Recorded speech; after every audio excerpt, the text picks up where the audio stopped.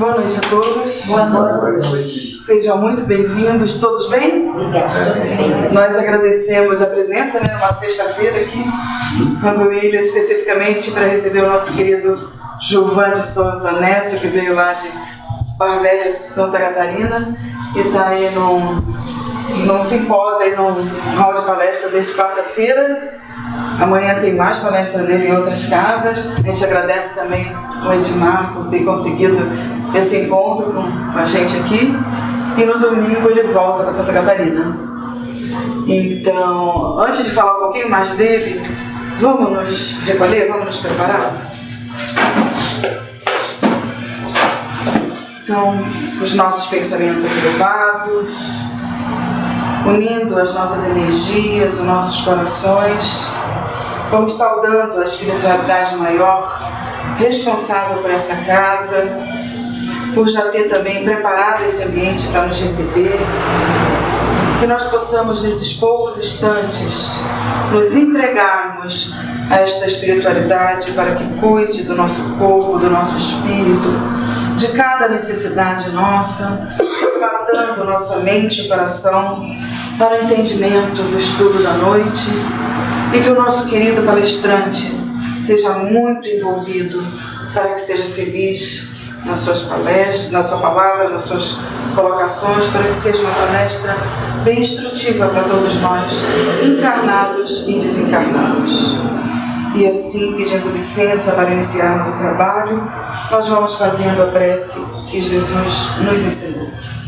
Pai nosso que estás nos céus, santificado seja o vosso nome, venha a nós o vosso reino, seja feita a vossa vontade, assim na terra como no céu.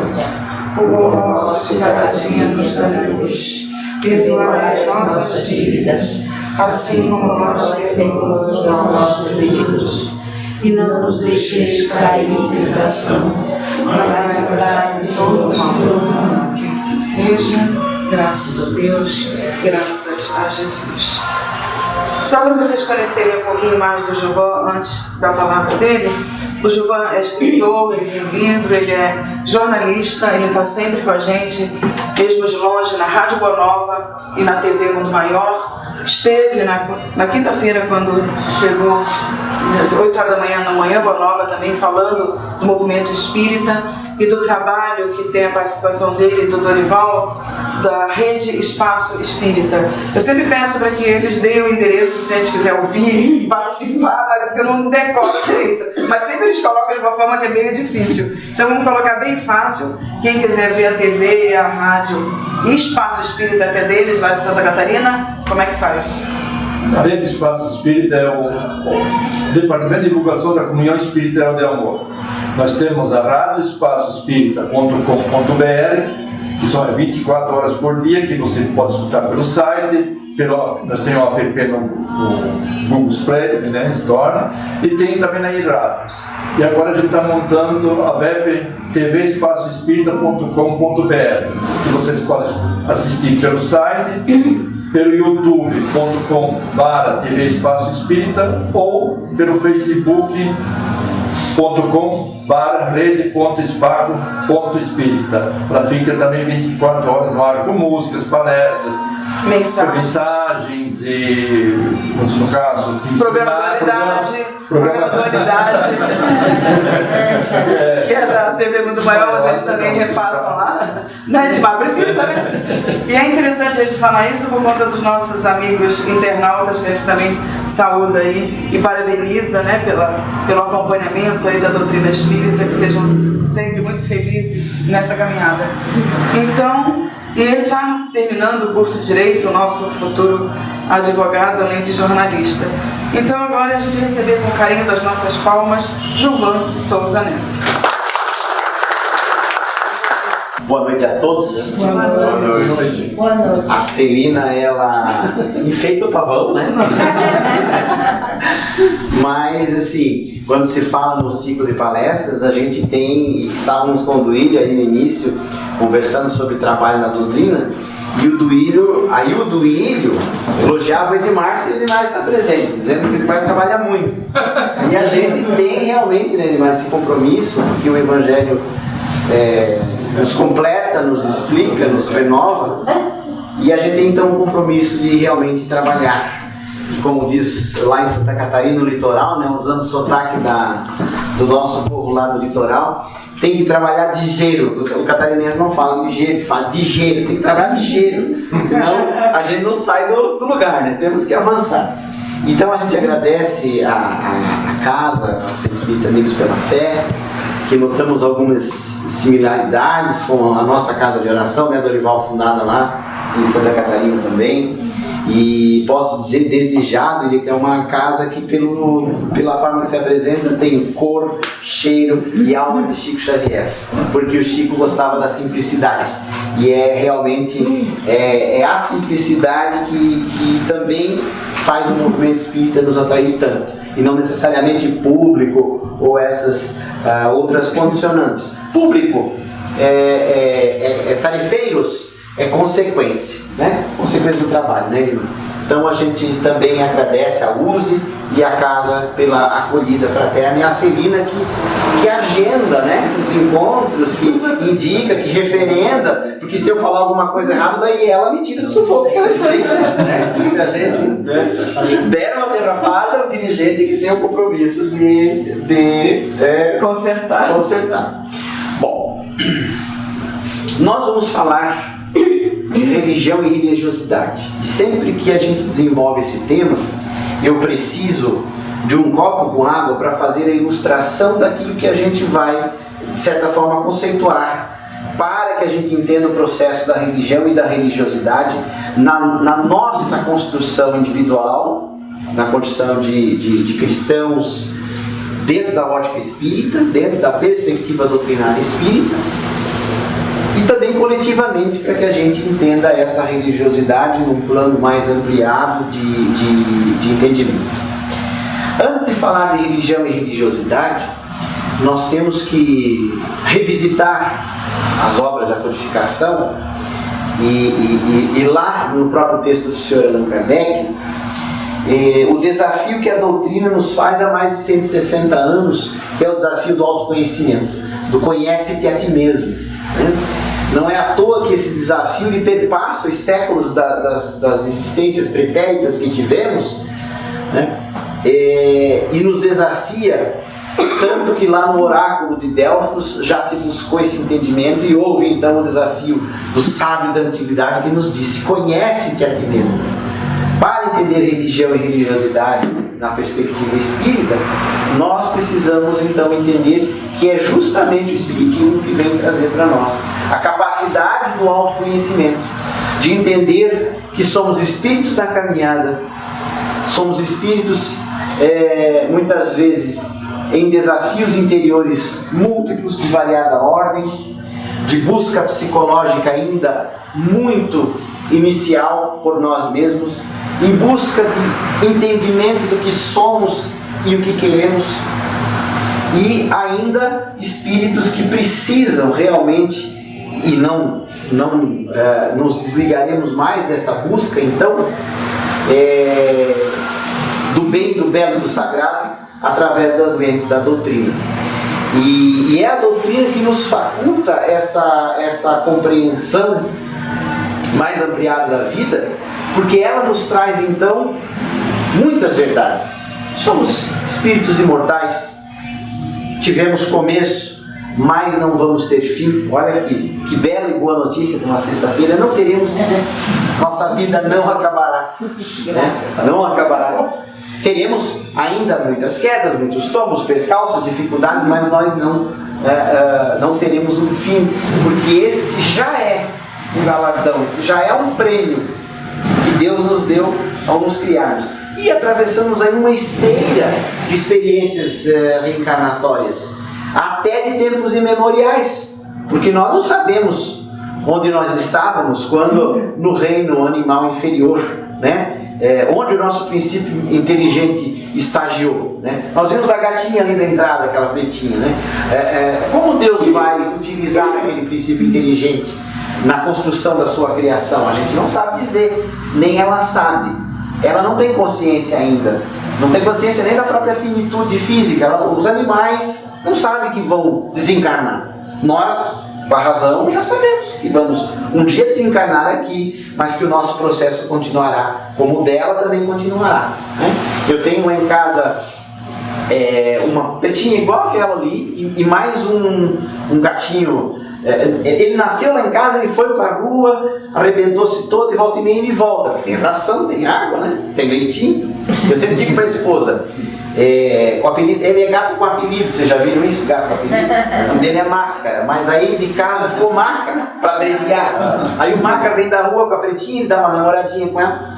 Aí ele vem e tem mais uma vira-latinha já de 13 anos, já indo pra a idade da idosa já, e eles são terríveis, né? São terríveis, brincam, fazem animal de estimação dá trabalho e tal. E eu olho para eles e olha, vocês evoluam rapidinho, vocês não sabem o que vem pela frente ainda. Na hora que vocês chegarem na razão, vocês vão ver como é mais difícil, principalmente o gato que tem uma vida boa, que é uma beleza, né? Então nós estamos nesse processo sem fim, mas na busca de entendermos aquilo que somos, para então enfrentarmos essas dificuldades que nós carregamos, né? As nossas limitações, nossos conflitos, as nossas dores, as nossas mágoas, entender melhor aqueles que tenham nos ferido, saber identificar quando somos nós os que vêm a ferir, né? E esse processo então na doutrina espírita ganha mais ampla possibilidade de entendimento por conta da razão, por conta da fé raciocinada.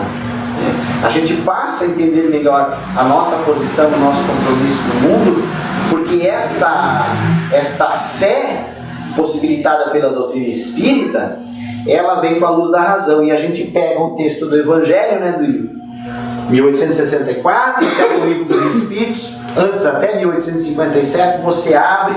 Puxa, mas parece que Kardec escreveu isso ontem. Tudo que ele falou está aqui. É atemporal. É uma das características da própria codificação, a sua atemporalidade. Ela resiste ao passar de um século e meio. E você nota um ou outro senão, um outro viés. O Evangelho tem uns textozinhos ali com terminologia católica ainda, que era o material que Kardec tinha à mão na época, né? Tem um texto de Kardec que ele fala sobre a etnia negra, que os opositores da doutrina contestam, né? Mas Kardec bebe na fonte do conhecimento da época. Então tem um ou outro detalhe, mas via de regra, todo o conjunto do edifício doutrinário espírita, ele ainda está profundamente atemporal. E aí, junto dele, a própria obra de Chico também, né? E por que não dizer a obra de Divaldo Pereira também? Embora o Chico tenha falado de mais temas, né? Divaldo se concentrou mais na mediunidade, na psicologia, e o Chico abriu com seus mentores um leque de temas assim muito maior. Mas para termos a base então do nosso estudo de hoje, neste livro, O Homem Integral, a nossa irmã, a orientadora espiritual Joana de Ângeles, ela lança algumas luzes novas justamente sobre religião e religiosidade, né? E parte daquilo que nós já estamos conversando, parte do fato de que a doutrina espírita ela possibilita o nosso autoconhecimento. A doutrina espírita nos coloca como cidadãos do mundo, no mundo, encarnados, espíritos imortais, filhos de Deus, né? E a partir dessa constatação da nossa imortalidade, da nossa transcendentalidade, a Joana de Ângeles então vai explicar para nós o que é religião e o que é religiosidade, mostrando que nós, muitas vezes, até pelo fato de sermos espíritos ainda imperfeitos, nós estamos na condição de pessoas que ainda não têm personalidade, trazendo uma personalidade evidentemente finalizada, trazendo para uma expressão popular, nós ainda somos muito Maria vai com as outras. Hoje temos uma opinião, amanhã mudamos, hoje entendemos de uma forma. Claro que há no influxo da lei do progresso, que nos leva para frente, a possibilidade de entender cada vez mais. Temos essa possibilidade, mas ainda somos muito vacilantes Quando o próprio Cristo fala, né? Se tivesseis a fé do tamanho de um grão de mostarda. Ora, gente, a analogia de Jesus é para deixar a gente preocupado, porque o grão de mostarda é muito pequenininho. Se nós não temos nem isso, é porque nós estamos usando outra expressão popular, Celina, feios na foto. Estamos feios na foto. Nós não temos nem aquele grãozinho de mostarda ainda. E eu sempre digo, se eu tivesse na barca na noite da tormenta, eu me afogava, porque eu não ia acreditar de ver Jesus andando sobre a água, e nem que ele conseguiria domar a tempestade. Então eu já ia afundar direto. E aí nós então vemos que a Joana nos explica esta potencialidade nossa a partir da nossa condição de mortalidade, para que a gente venha entender que ainda somos os homens espelho, aquele que muda muito, aquele que ainda é vacilante, mas que nós vamos entender melhor o processo todo da nossa vida e da nossa imortalidade a partir daquilo que ela fala. Então, no capítulo 3 do Homem Integral, o subitem, para quem quiser depois até consultar o capítulo todo, é a religião e religiosidade, e o título do capítulo é a busca da felicidade. E a Joana diz assim: no calendoscópio do comportamento dos homens, há quase sempre uma grande preocupação em mais parecer do que ser. Nós ainda temos essa preocupação. Eu estou no final, estou me reinventando aí aos 44 de idade, né? Já sou jornalista há 20 anos, mas eu estou me reinventando estudando direito. E vocês não imaginam como há um verniz na profissão do direito. Porque se você chegar com um carro mais ou menos e sem terno e gravata, o pessoal não te dá bom. E eu tenho um cunhado meu, o irmão mais velho da minha esposa, que é serventuário, é chefe da Vara Civil em Barra Velha, advogado de formação, mas nunca exerceu, porque passou no concurso, trabalha no fórum já há muitos anos. E ele diz isso, Celina, porque ele vai, pela exigência da profissão, ele vai não vai de terno, mas ele vai de roupa social e gravata para o fórum, que é a roupa que essa formalidade da justiça, do judiciário exige, né? E ele já notou que as poucas vezes que ele foi para o fórum com uma camisa polo, as pessoas não acreditaram que ele era funcionário do fórum. Uma camisa de malha. Porque a formalidade exige que a pessoa parece que é mais importante por conta da roupa, né? Olha a Joana aqui, a preocupação com mais parecer do que ser, dando origem então aos homens espelhos, aqueles que não têm identidade própria, refletem os modismos, as imposições e as opiniões alheias. E aí eu cresço, né? Eu vou para Barra Velha, litoral norte de Santa Catarina, aos 7 anos de idade, cresço naquela cidade pequenininha, 30 mil habitantes, menor que um bairro aqui da Grande São Paulo. E a minha adolescência, como a cidade é praia, nós temos 9 praias, e a garotada já desde o início vai para o surf, né? Eu tenho medo de água que eu me pego. Eu fiz natação, mas eu não entrei no mar até hoje, eu tenho natação. Mas eu não tenho medo esse cunhado que eu falei, ele pega onda de caiaque, anda de kitesurf, tem umas loucuras lá. O negócio é ler. Sempre tive medo da água. Coisas talvez de vidas pretéritas. Porém, na adolescência eu ia nas lojas de roupa de surf e usava as grifes de surf. Nunca entrei na água. Tinha nos anos 90, quem lembra, os tênis, eram feitos aqui em Piracaia, chamava Lancheval, tinha umas línguas maior que esse livro, assim, coisa mais horrorosa da vida. E a gente usava aquela, eu tinha cabelo comprido ainda. E usava aquela, eu não boto naquilo na minha vida hoje nunca mais. Mas então a gente reflete os modismos. Não está aqui a Joana quer dizer que necessariamente é errado. Né? Existem as fases da vida, né? Então a gente pode refletir essa opinião, esse modismo, só que tem que cuidar quando isso nos é imposto, para que a gente não se torne aquilo que a gente não é em essência.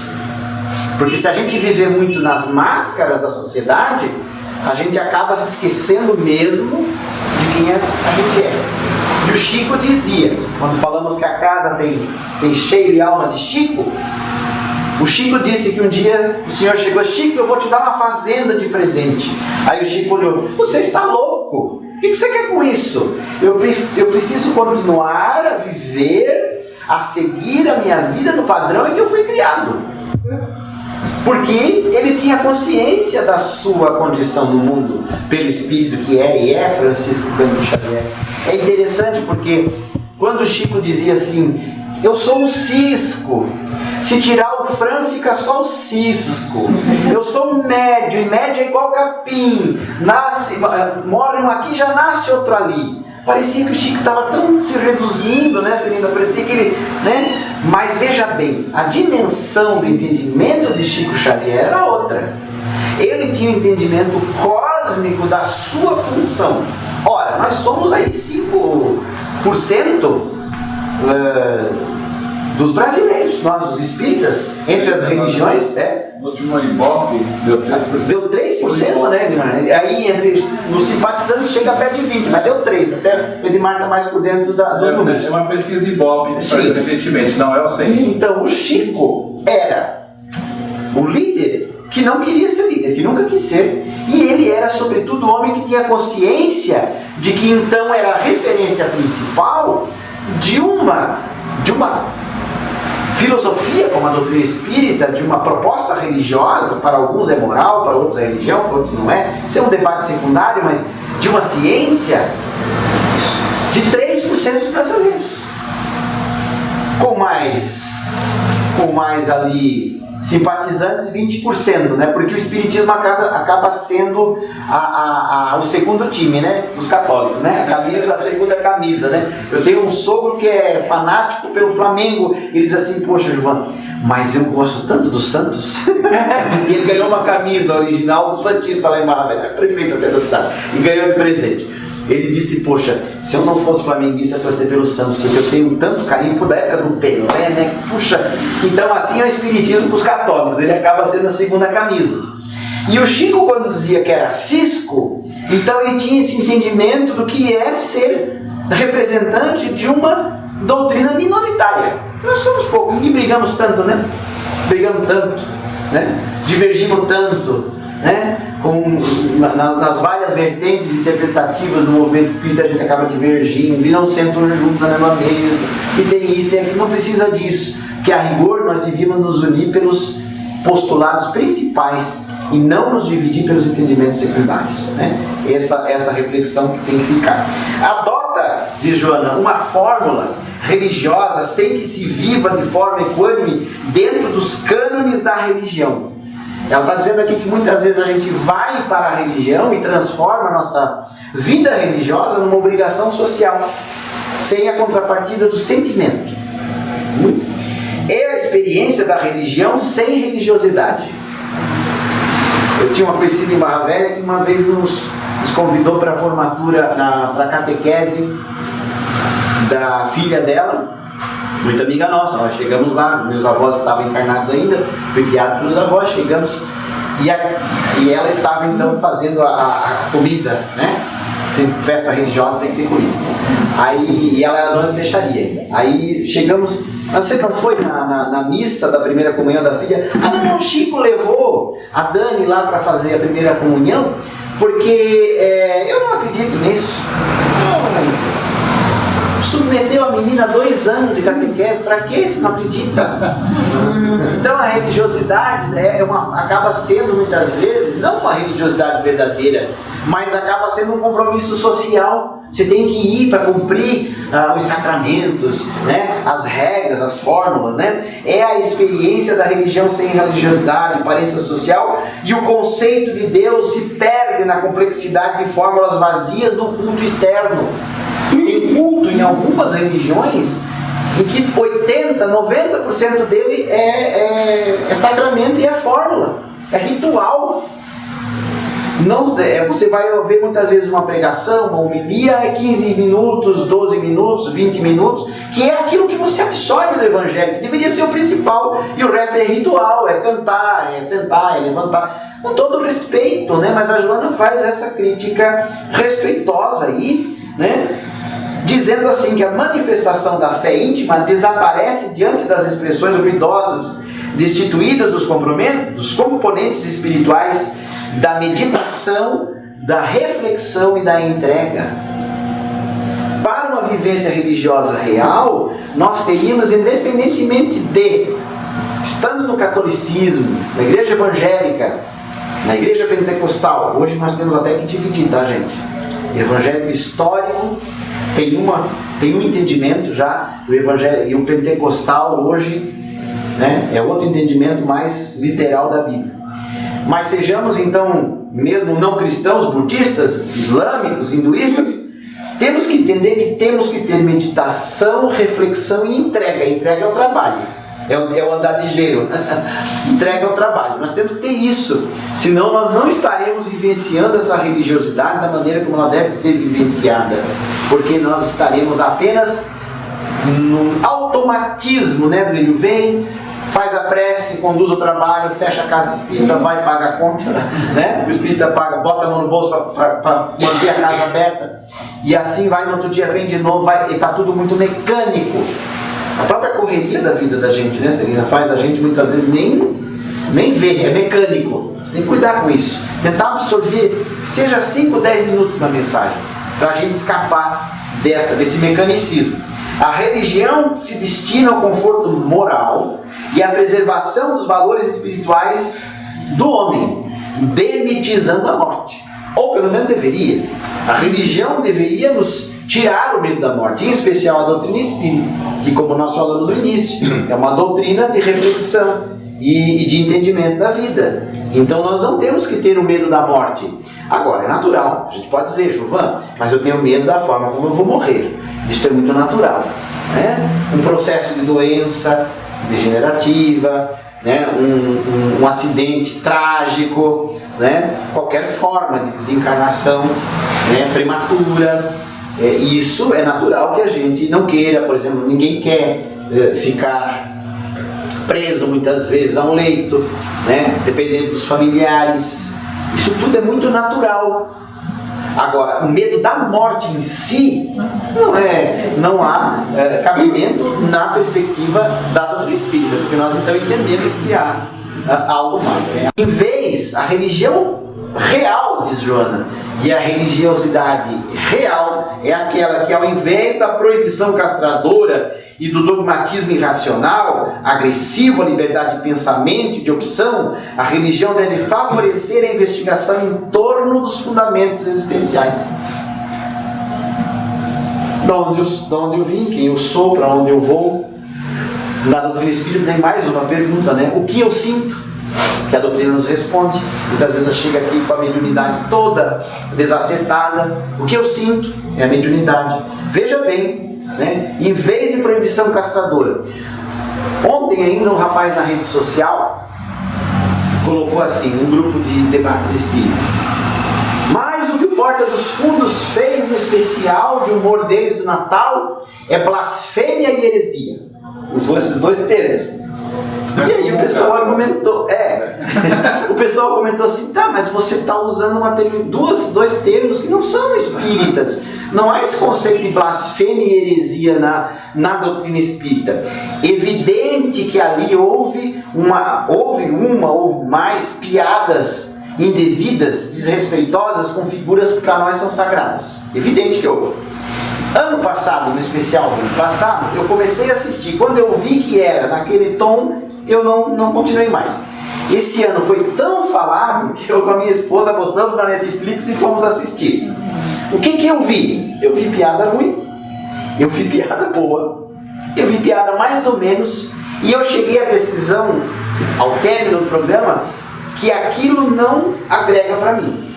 Aquilo não há necessidade de eu indicar para outra pessoa. Porém, não há porque dizer, blasfêmia, heresia, porque tem que apoiar a censura. Gente, quando você apoia que se censure aquilo que você não gosta, você está abrindo espaço para um dia censurar aquilo que você gosta. Tem cabimento. Nós temos que é fé raciocinada, né? Respeitamos os outros entendimentos.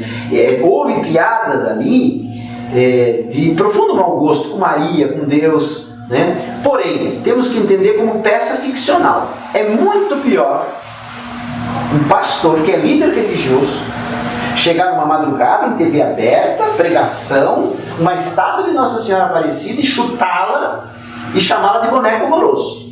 Isso é agressão, porque é real, não é peça de ficção. Agora, uma peça de humor é uma peça de humor. Realmente, nos causa desconforto. Agora, se um budista ou hinduísta for assistir o especial do Porta dos Fundos, não vai fazer sentido nenhum para eles. Aliás, o sociólogo do segmento espírita, eu gosto muito, Elias Moraes, de Goiás. Ele tem um blog chamado Fronteiras do Pensamento e da Atuação Espírita. Muito bom, está preparando um livro agora, o primeiro livro do Elias. E ele fez embora sociólogo, ele fez um texto, meio que uma reportagem. Ele pegou 8 ou 10 jovens do grupo de jovens espíritas e desafiou eles a assistirem o Natal do Porta dos Fundos, e ele anotou a reação de cada um. Os jovens não tiveram uma reação, vamos dizer assim, antiquada, não, que blasfêmia, que tem que censurar, não. 100% deles desaprovaram o conteúdo, mas fizeram uma leitura mais contemporânea, porque o jovem tem já o frescor do entendimento, né? Já não é como nós, que somos jovens há mais tempo. Né? Então ali, se quem quiser depois pode até passar. O que os jovens falaram do Porta dos Fundos? Olha, gostei dessa piada, não gostei daquela, eu achei que não deveria ser por aí, o outro já achou que não, né? Outro fez uma observação, tá, mas é uma plataforma paga, acessa, você tem que buscar lá, se você for assistir, porque você quer, não é obrigado a assistir, quer dizer, uma série de considerações. Cada um teve uma opinião, mas as reações dos jovens foram bem interessantes. Faz-se, diz a Joana, indispensável a coragem de romper com a tradição. Vejam como é o que Joana fala aqui, em termos de rebeldia necessária, vamos dizer assim. Rebelar-se contra a mãe religião, a religião antiga, antiquada, né? Libertando-se das fórmulas desse ritualismo, desse excesso, para encontrar a forma da mais perfeita identificação com a própria consciência geradora de paz. Então, libertar-se das fórmulas, se identificar com a consciência. O que é a consciência? É a essência. Lembrando que no Livro dos Espíritos, o Sr. Kardec pergunta sobre objetos ritualísticos de fé, se eles são corretos ou não de usar. Os Espíritos dizem que se eles não proporcionarem, e o termo que os Espíritos usam é esse, um vão simulacro, tudo bem. Porque muitas vezes a pessoa ainda precisa do rosário, da medalhinha, da água benta, né, da fitinha, né? Ainda precisa. Mas tente ir além daquilo. Tente conectar-se com Deus acima daquele ritualismo, né? Agora, se ele não for uma simulação, só um ritual, você também consegue se conectar com Deus, mesmo com esses rituais. Em casa eu tenho o último presente que meu avô, que foi meu pai, que era católico, ele foi viajar com um sobrinho nosso para uma cidade chamada Rio Negro, que já é no Paraná, e é divisa com Santa Catarina, no Planalto Norte. Santa Catarina no Paraná. E ele é natural de Mafra, são cidades limítrofes. E ele era natural de lá. E ele trouxe para mim uma Nossa Senhora Aparecida, pequenininha de gesso. Eu guardo ela em casa com o maior carinho. Eu não me prostro, não rezo para ela, não acho que ela tenha qualquer efeito místico, mas eu tenho ela como o último presente que o meu pai me deu. Quem não vai guardar isso? Né? Carinho, a gente tem, né, o presente que a gente ganha, então não há problema nenhum. Até porque, muitas vezes, objetos são catalisadores de energia também. Né? Nós olhamos uma bela imagem de Jesus e nós consigamos, né? E aqui tem 3 belas imagens do Cristo, nós consigamos entrar em sintonia melhor com o ambiente a partir desta possibilidade que a imagem nos oferece. Lá em Santa Catarina, Edmar, teve casa espírita, fofoca espírita, tá? Teve casa espírita de muitos anos que tinha Jesus, tinha quadro de Jesus na sala de passe, que deu briga de reunião de diretoria, porque uma ala queria tirar e a outra queria deixar. Tira, coloca.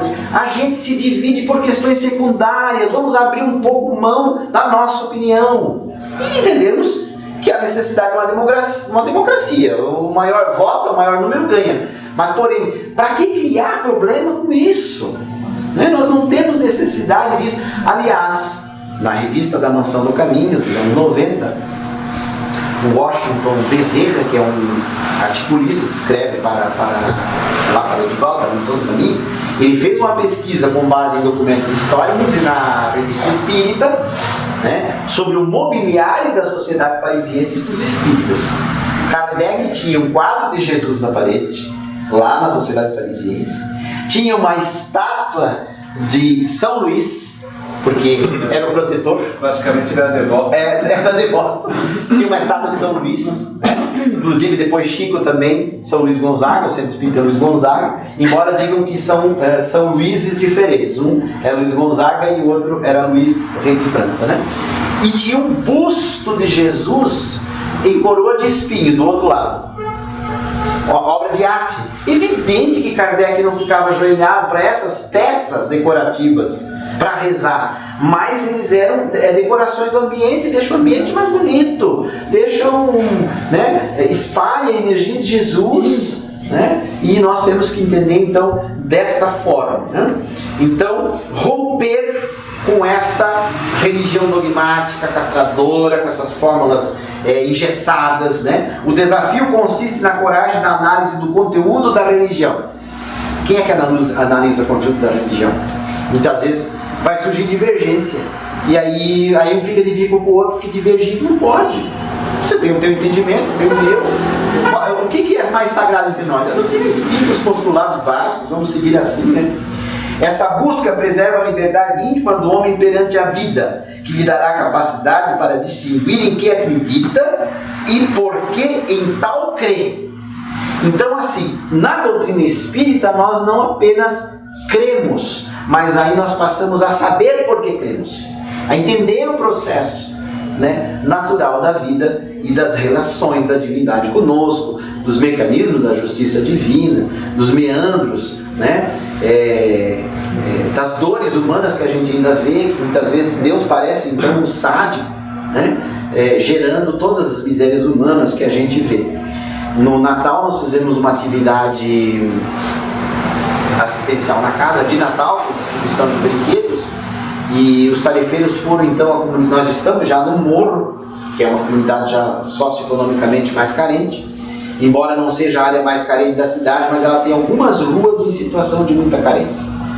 E os tarefeiros foram distribuir vale-brindes e convites para as crianças irem lá. E veja bem, né? Santa Catarina, há quem diga assim, o Texas brasileiro. Tem um arrepio quando escuto essa expressão. Né? Santa Catarina, Barra Velha, litoral norte, estamos a 40 km de Joinville, 60 de Jaraguá do Sul, a maior frota de carro importado do Brasil, Jaraguá do Sul, tá? Terra do Dorival. Tá? E estamos ali perto da Itajaí, Blumenau, e nós os tarefeiros então vimos coisas muito tristes. Não vimos o que há de pior, que muitas vezes numa grande concentração urbana a gente vê, mas nós vimos coisas muito tristes: crianças doentes, crianças famintas, crianças hospitalizadas, idosos em situação de abandono. Chegamos no final de tarde e nós vimos numa rua daquela um bebê, um menino de menos de 5 anos de idade, peladinho na rua, correndo. Você parece que você não vai ver mais isso, né? Em Santa Catarina, né? Tinha um menininho. Aí tinha uma irmã cuidando, a mãe estava trabalhando, a irmã, entre aspas, cuidando em casa. Vamos lá oferecer um vale brinquedo. Estava dormindo, a irmã, dos 16 anos. Uma outra irmãzinha andando de bicicleta e ele correndo. E se o acelerado pega um usuário de crack, um maníaco, pega uma criança dessa. Olha a situação, eu tenho 5, vai fazer 6 agora. A gente fica chocado com aquilo. Você não pensa mais ver aquilo. Porque qualquer um pode pegar, carregar e levar. É verdade. Né? Então, aí chegamos a outra situação que a minha irmã vivenciou em outra rua. Chegou, tinha um avô. Ele contou, a guarda e a juíza deu a guarda das crianças, que tinha 3 ou 4 crianças. E as crianças estavam numa salinha assim na casa, olhando assim assustadas. A minha irmã notou que tinha algo de errado, assim, né? Se elas estão comigo agora, porque a mãe foi chamada na justiça, e a senhora sabe, né? Elas acabaram de ver o duplo homicídio que teve aqui no mundo. Há dias antes teve um duplo homicídio e as crianças assistiram o crime. Já era para estar sob tratamento psicológico. Então viram o crime. E naquela mesma semana, uns dias antes, né, Dorival, mais um homicídio com uma tentativa de decapitação. Joinville tivemos decapitação, Joinville 2 ou 3 decapitações. Joinville hoje, inclusive, mais violenta do que Itajaí, que era sempre uma cidade muito violenta por conta do porco e tudo.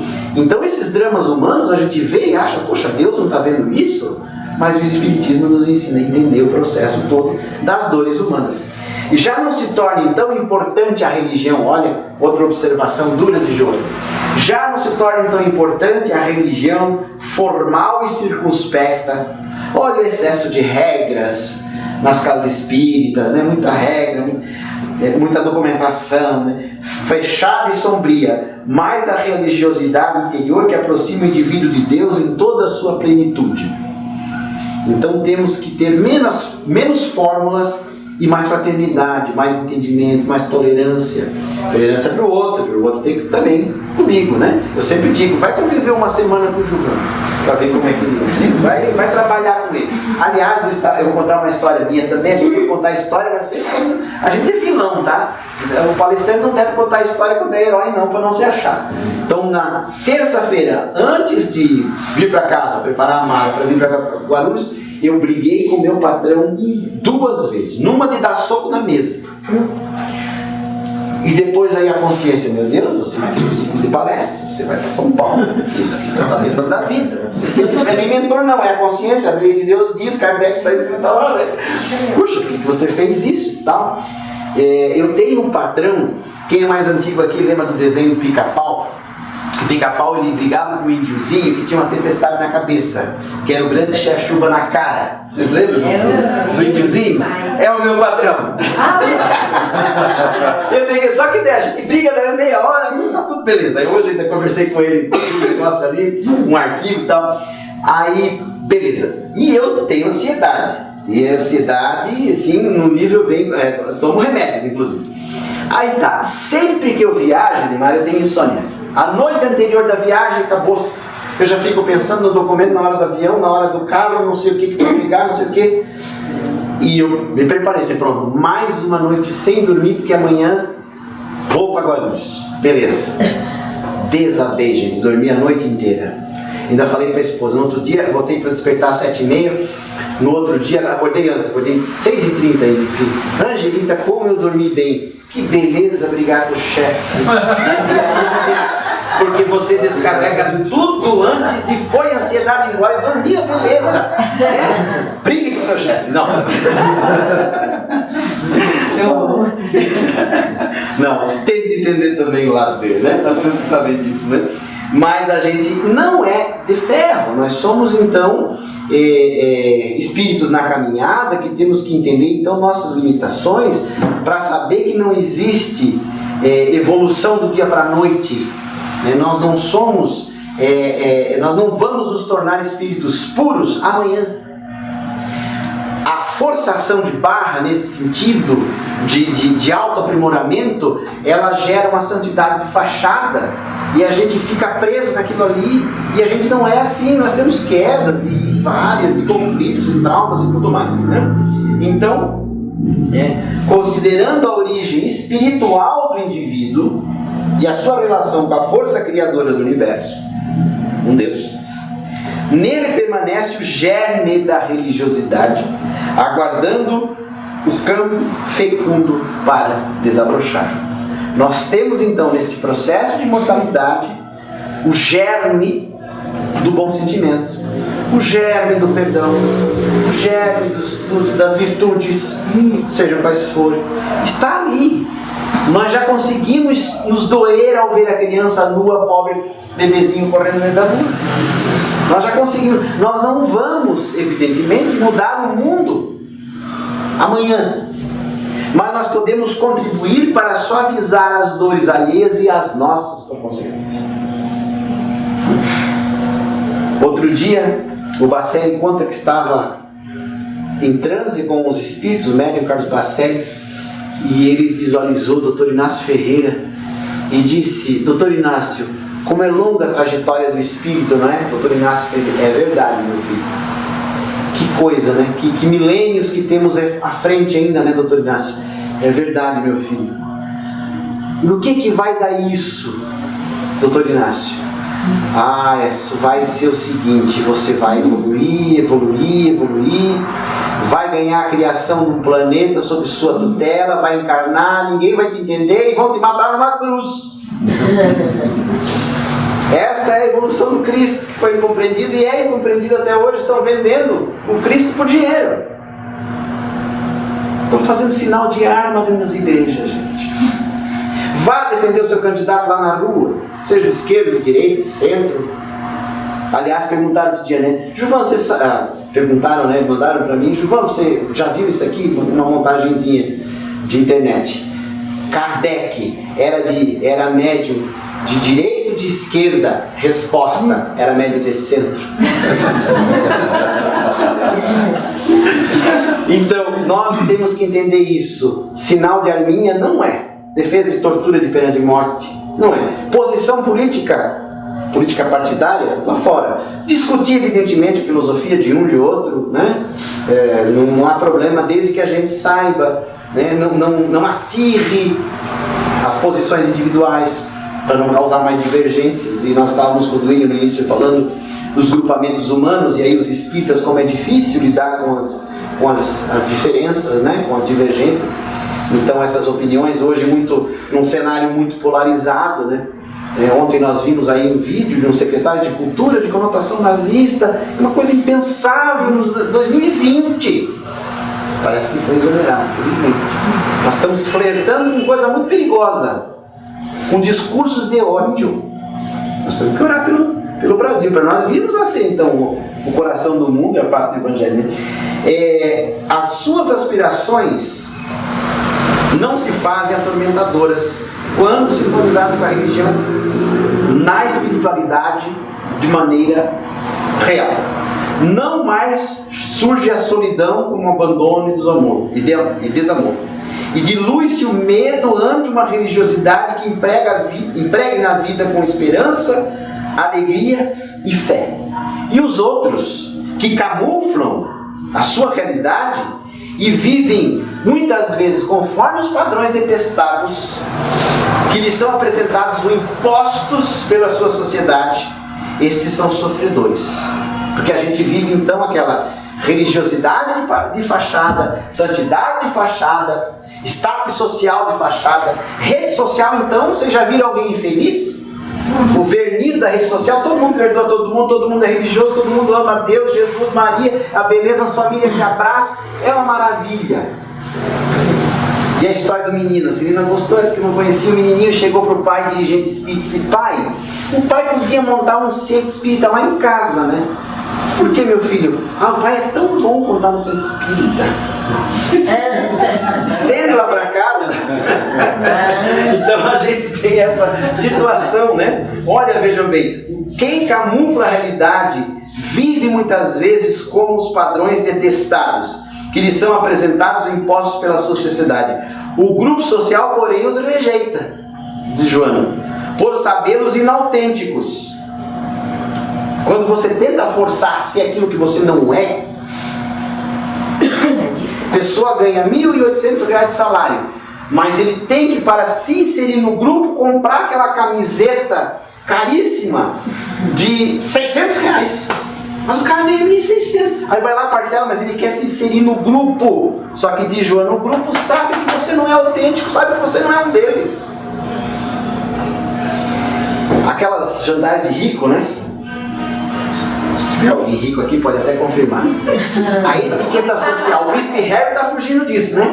Aquela etiqueta, 4, 5 talheres, talher para isso, talher para aquilo, tem que colocar um pano aqui assim, tem que... Eu digo, gente, se um dia eu for para uma janta dessa, eu morro. Eu quero chegar e comer. Não vai chegar hoje, coloca.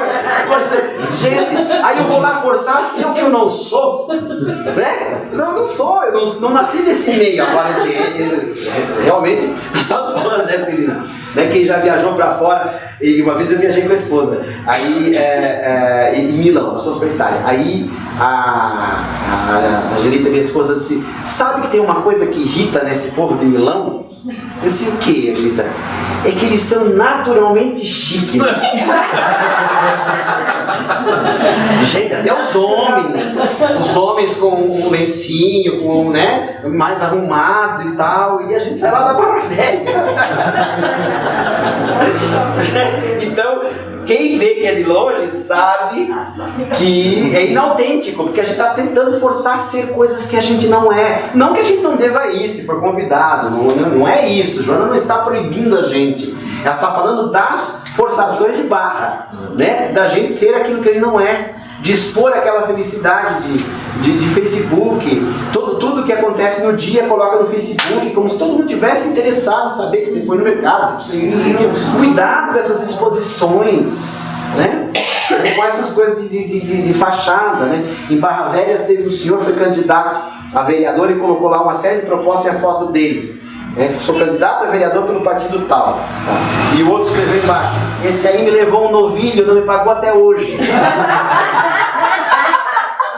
Então você acaba sendo desmascarado. Essas situações. Olha o telhado de vidro, né? Aí vai fazer discurso, né?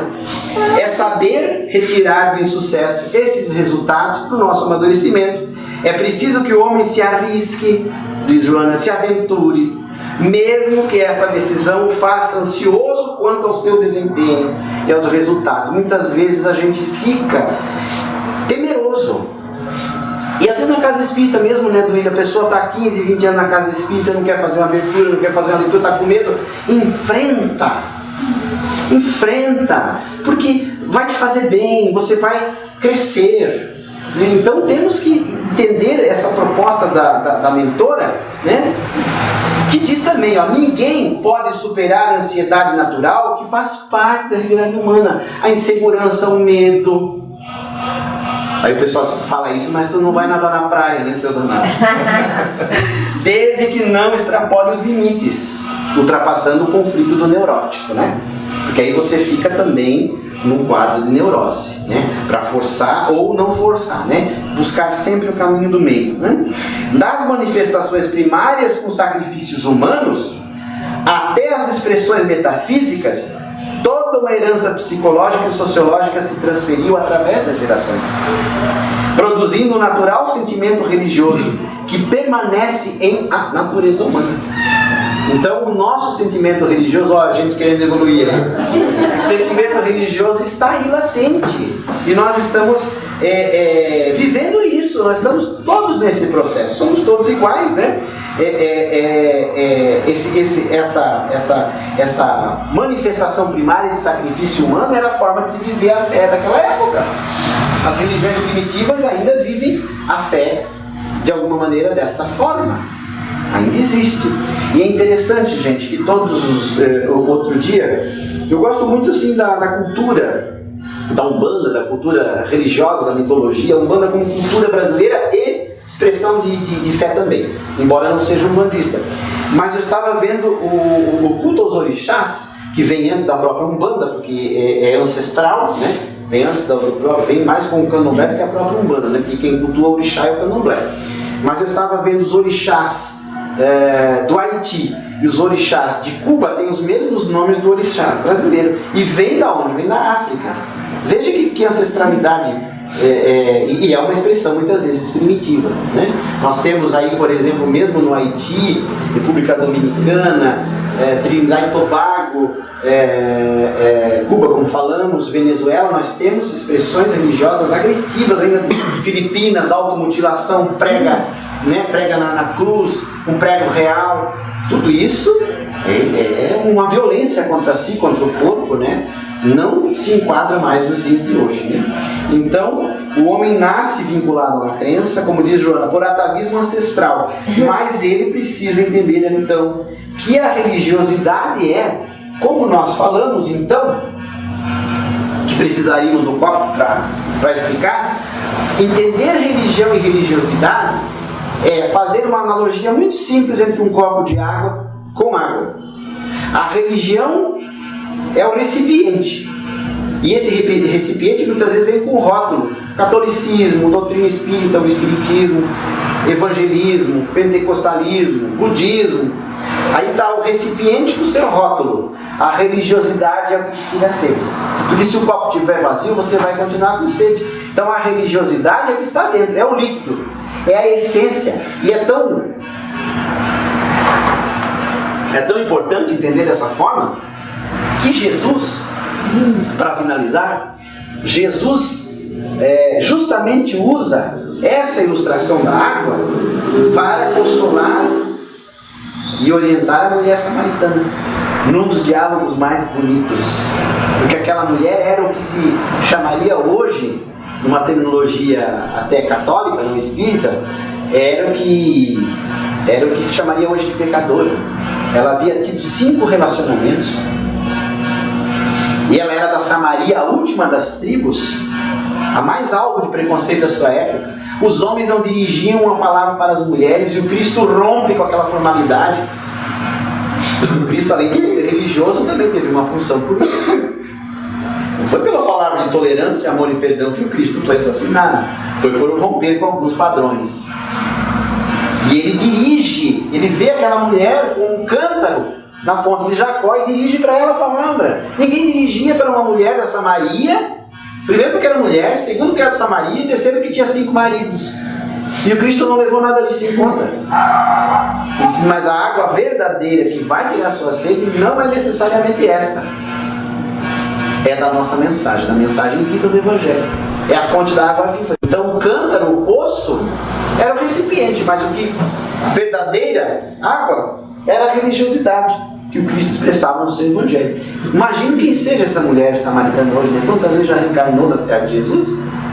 Que espírito maravilhoso que não deve ser, tendo tido essa experiência do contato direto, né, com o Cristo. O Geraldo Lemos Neto me falou uma vez, que não ela, mas Maria de Magdala, e talvez essa informação seja do Chico.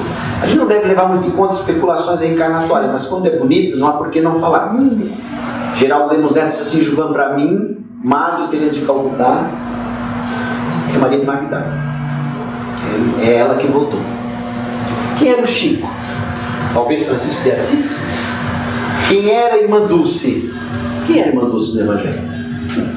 Pela lógica, nós sabemos que ela estava lá. Aquela fortaleza, uma mulher franzina, né? Doente, franzina. Uma gigante do Evangelho. Em Santa Catarina nós tivemos uma, até fica a 70, 80 quilômetros lá da nossa cidade. A Mabel Visintainer, que na Igreja Católica então é Santa Paulina. Ela chega da Itália num porto em Itajaí e vai para era uma aldeia, o Vigolo, em Nova Trento, uma aldeiazinha de descendentes italianos, que hoje é a cidade de Brusque. E ela vai lá cuidar de doentes estropiados e cria uma congregação das Irmãzinhas da Imaculada Conceição, que tem lá e tem aqui em São Paulo, os 2 estados onde ela efetivou a sua peça. Quem vai eu não fui, mas quem vai, eu já vi as fotos, quem vai na Basílica, fizeram uma Basílica recente, logo que ela foi canonizada pelo Vaticano, quem vai na Basílica entra numa choupana, que mostra como era a vida simples e humilde da Santa Paulina, como era também de Chico Xavier. E tem uma série de fotos lá, de fenômenos físicos luminosos nas fotos, nas áreas das pessoas doentes. E a gente já tem a leitura espírita, né? Você já vê que é espiritualidade, mediunidade, inclusive de efeito físico. Ela era médica de efeito físico. Vocês sabem o que essa distinta religiosa católica fazia? Se tinha alguém doente, ela pegava o doente, colocava numa carrocinha tosca, sem cavalo, que ela não tinha, e ela empurrava a carrocinha do Vigolo para o médico mais próximo, que estava em Itajaí, empurrando a carrocinha do doente. São 70 quilômetros. Isso é santidade. Isso é santidade. Quem era a Madre Paulina no Evangelho? Quem era essa personagem? Não sabemos. Os 500 da Galileia, os 70, os mais próximos ali, podia ser um dos homens ou mulheres curadas pelo Cristo, mas viveu a religiosidade verdadeira da água que realmente nos tira a nossa sede, que nos descedemos. E para finalizar mesmo,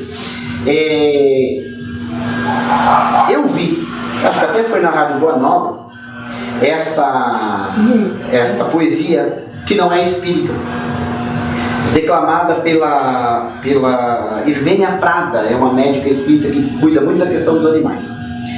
E ela é uma poesia chamada Flor do Maracujá, de Catulo da Paixão Cearense. Veja bem, não era, podia ser médium, né? Mas não era espírita, era poeta, né? Não é uma poesia de religião, mas ela é uma poesia religiosa, porque ela é muito bela. É o mesmo autor de Luar do Sertão. Mesmo autor do Luar do Sertão. E diz assim na poesia o Catulo: encontrando-me com um sertanejo perto de um pé de maracujá, eu lhe perguntei: diga-me, caro sertanejo, por que razão nasce branca e roxa a flor do maracujá? Ah, pois então eu lhe conto a história que eu ouvi contar. A razão por que nasce branca e roxa a flor do maracujá. Maracujá já foi branco, eu posso até lhe ajudar, mas branco que caridade, mais branco que luar. Quando a flor brotava nele, lá para os confins do sertão, maracujá parecia um ninho de algodão. Mas um dia, há muito tempo, num mês que até não me lembro, se foi maio, se foi junho, se foi janeiro, se foi dezembro, nosso Senhor Jesus Cristo foi condenado a morrer numa cruz crucificado, longe daqui como que pregaram o Cristo a martelo, e ao ver tamanha crueza, a natureza inteirinha pôs-se a chorar de tristeza. Choravam os campos, as folhas, ribeira, sabiá também chorava, nos galhos laranjeira, e havia junto da cruz um pé de maracujá, carregadinho de flor aos pés de Nosso Senhor. O sangue de Jesus Cristo, sangue pisado de dor, nos pés do maracujá, tingia todas as flores. Eis aqui, seu moço, a história que eu vi contar, a razão por que nasce branca e roxa a flor do maracujá. É uma prece, gente. É de uma beleza, é de uma espiritualidade. O autor não era padre, não era dirigente espírita, não era palestrante espírita, não era pastor.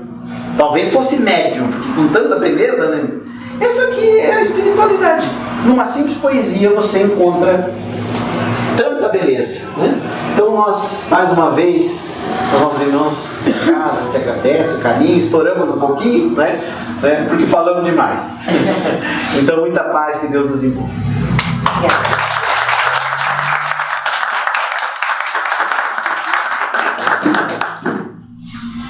Então, mais uma vez, a nossa gratidão, João, para você, que você possa, mais uma vez, receber da espiritualidade flores perfumadas, através do nosso carinho que emana agora de cada coração aqui presente. Vamos, então, encerrar. Também elevando os nossos pensamentos, mantendo a energia do ambiente, mantendo o carinho da espiritualidade, sentindo o abraço do nosso Mestre Jesus, dos mentores da casa. Vamos elevando os pensamentos e vibrando, não só por essa casa que nos recebe, que nos acarinhou nesta noite, como vibrando por todos os trabalhadores, assistidos, dirigentes, presidente desta casa, para que continue nesse trabalho de socorro a tantos corações, encarnados e desencarnados, e que possamos nós direcionarmos essas vibrações de amor aos nossos lares, adentrando cada cômodo, cada cantinho, higienizando, iluminando com o amor dessas vibrações, envolvendo todos que lá ficaram, envolvendo aqueles que vão chegar, abraçando todos os nossos familiares, parentes, amigos,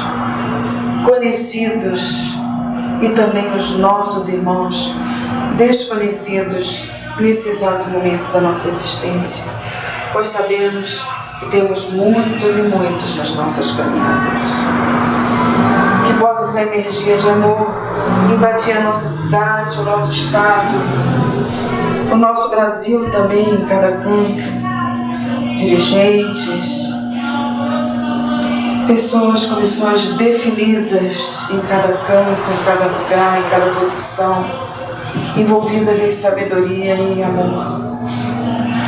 E que o nosso planeta azul, nesse instante também, possa se tornar mais leve, mais harmonioso, porque o amor tem uma força tamanha que é capaz de derrubar muitos e muitos montes.